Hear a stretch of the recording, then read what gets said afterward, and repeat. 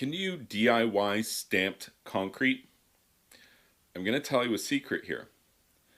It's actually easier to do stamped concrete than it is to do any other traditional flatwork finish.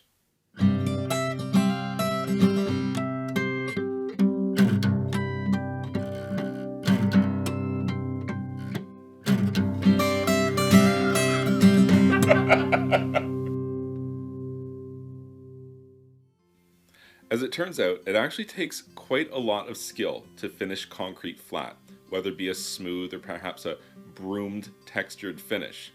If there's any imperfections in that concrete surface, you're going to be able to see that from a mile away because it's flat and smooth.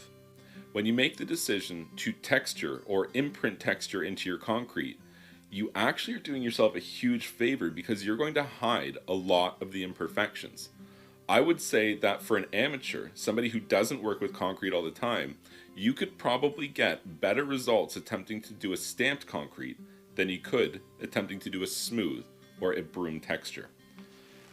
Stamped concrete texture skins are very expensive, and a contractor's kit's going to cost you many thousands of dollars. But a small 2 foot by 2 foot texture skin square is something that's pretty affordable. They're not available at the local hardware store. You will have to find a concrete supplier, but that's okay because you'd have to ask for some concrete release agent as well.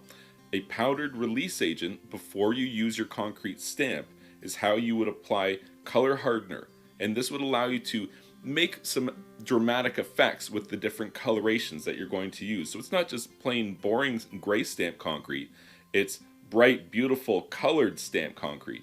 And again, the stamp itself will go a long way towards hiding any imperfections that you might be leaving in the surface detail. Remember, finishing concrete is actually really hard to do and takes many, many years of practice on a trowel to get good at.